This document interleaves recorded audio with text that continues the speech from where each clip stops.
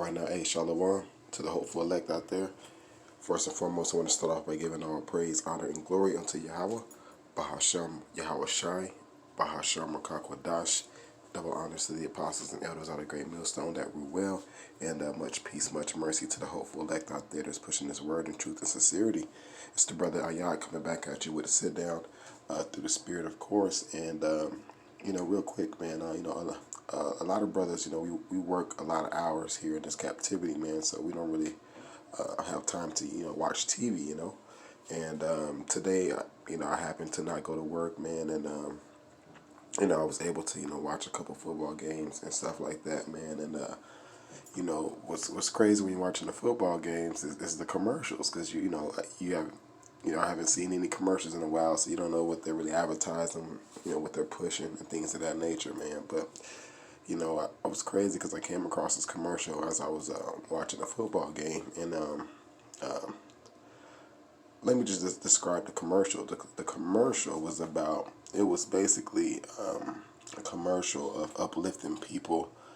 The commercial was about powers, basically. It was saying that whatever your power is, you need to be using your power to no, actually, it was showing superheroes first, and then it starts showing, actual regular people in the world, and it was saying, okay, those are their powers, of the superheroes, but these are the powers of, the people that you see today. So it showed like a lot of athletes, a lot of it showed a Judite woman, which is she's into gymnastics, and she was doing all her flips and things of that nature, and also though it showed, man, something that I seen maybe a couple months ago. It was the first, it was a nigga, just a regular black dude, I guess, and he was the first person to win. What was it? Like when you have a prom. I think he basically won a woman's award. So I don't know if it was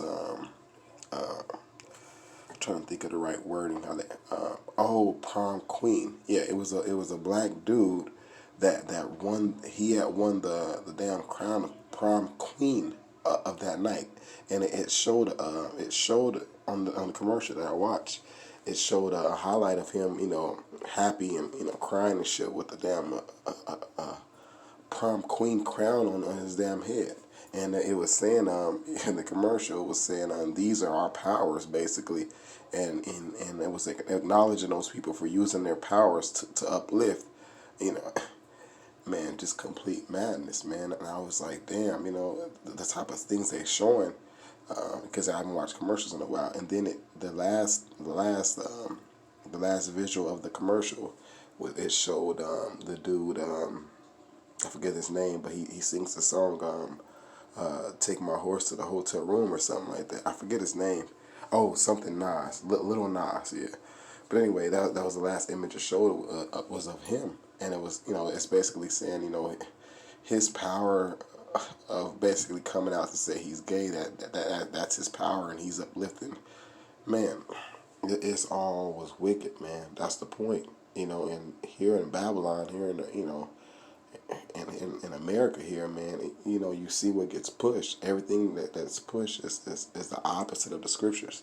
You see, so you can see that, the people that run this world, which is the so-called white man, scriptures talk about the earth is given into the hand of the wicked. You can clearly see that he's setting you up for that damn haymaker, from Yahweh Shem Yahushua, because judgment is coming. So he's setting you up. Basically, he hopes that you get socked before he get reached. You know what I mean? And brothers are in this truth. We see that clearly. But the last point too, because if you look at the image I got on the screen, so after it showed Little Nas at the end, it showed that this whole commercial was pushed by Google. See, so Google was behind that whole commercial, and this is the same people, Google, which runs YouTube, which have a problem with the brothers on the highways and hedges pushing this word in truth and sincerity. You see, so these are the same. These is clearly the people that are calling things that are good, calling the evil. They they're putting a black light on what we're doing, and this type of commercials that they push on the damn airwaves. You know, who knows how many millions of people was actually watching that game, and that's what's getting pushed. And, you know, a lot of our people are just receiving it, man, as sheep led to the slaughter. You know, and ultimately, man, you know, the lead that run this world, they hate the scriptures, they hate the Heavenly Father and His only begotten Son, and they're basically teaching the people the same stuff, man, and as a result, the people, they really hate Yahweh Shem Yahushua, and they also, you know, they hate the men of the Lord that speak and agree 100% with what is written in the scriptures, basically. But I want to grab these two precepts I had lined up, man, really quick. So like, okay, come. This is Psalms 23 and verse 4. It says, "Yea, though I walk through the valley of the shadow of death, I will fear no evil, for thou art with me. Thy rod and thy staff, they comfort me." So the scriptures comfort us, man, brothers and a few sisters that are in this truth. But acknowledging that the scriptures say, "Though I walk through the valley of the shadow of death," you know, because this is what we're, the atmosphere we're walking around in. It's the shadow of death, you know. And the only thing that's coming to this place is death, man. You know, besides the elect that will be saved, which is the true meaning of salvation, which is to be saved from the destruction that's coming, man. You know, you got to think about Sodom and Gomorrah, man. Hey, there's nothing new under the sun. What do you think is going to happen here in America and other places across the world? You know, the Most High not going to, you know, deal with anybody coming up against His word, man. You know, who are you? You know, for real, man. So, you know, we definitely walk in the shadow of death, man. And the longer that you're in the truth, you notice these things, man. It's a damn setup, you know, to get you wet up, like they say in that one rap song. But I got another precept really quick. Really quick, man. Since I'm talking about that, since you can clearly see hatred of the word, basically, and who sanctioned the word. You know, the hatred is there. You know, the scriptures are against everything that this world pushes. So I'm going to put this out there. Matthew 24 and 35. It says, "Heaven and earth shall pass away, but my word shall not pass away." So, you know, deal with that. The lead's got to deal with that. You know, everything here is going to get passed away. You know, in those nuclear missiles when they touch down.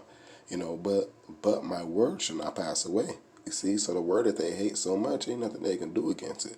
You see, you know, damn eraser, where you're going to erase the scriptures. You know, erase the word of Yahweh Shem Yahushua. You know, and I got one more scripture actually. This is Micah 2 and 10. It says, "Arise ye."